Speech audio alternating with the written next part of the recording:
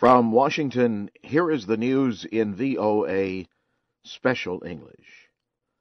A Russian diplomat says Syria's opposition may win in its battle against President Bashar al-Assad. Deputy Foreign Minister Mikhail Bogdanov admitted for the first time that Syrian government forces are increasingly losing control of the country's territory. He told reporters in Moscow that an opposition victory is possible.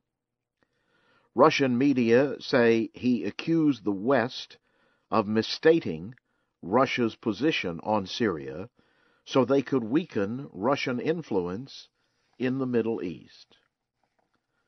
Also on Thursday, a car bomb killed 16 people in a neighborhood just outside Syria's capital.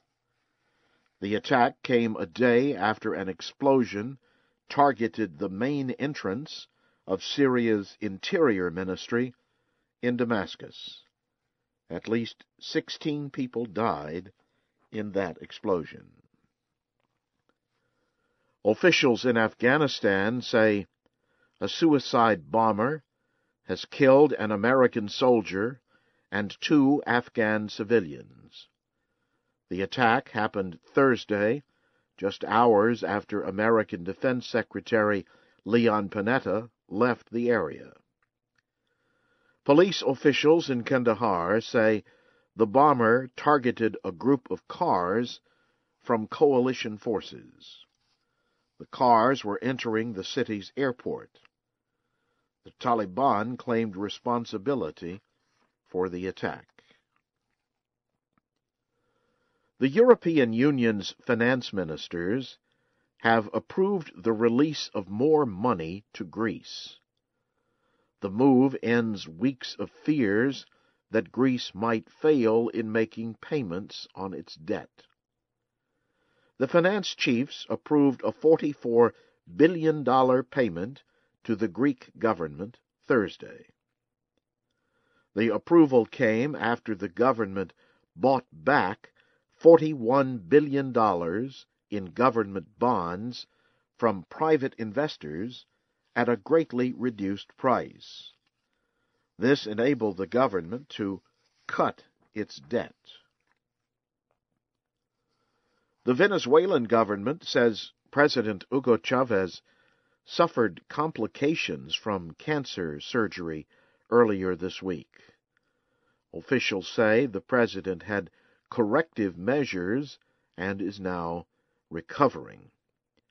Information Minister Ernesto Villegas said Mr. Chavez bled after Tuesday's surgery in Cuba. But he said on national television Thursday that Mr. Chavez is improving.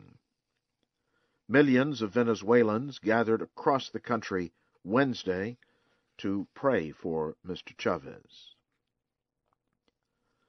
China has repeated that any UN reaction to North Korea's rocket launch should be prudent and moderate. America has asked China to put pressure on North Korea to keep its international responsibilities. China is North Korea's top ally and largest trading partner. The Chinese Foreign Ministry spokesman said Thursday that any UN reaction should try to maintain peace in Korea. Hong Lei said the reaction should also avoid making relations more tense. You are listening to the news in VOA Special English. American Ambassador to the United Nations, Susan Rice, has withdrawn her name from consideration for Secretary of State. The current Secretary of State, Hillary Clinton, is leaving the position soon. President Barack Obama said Ms. Rice will continue to be America's top diplomat to the UN and an important advisor. Ms. Rice was considered the top candidate for Secretary of State. But Republican lawmakers and others have criticized her heavily.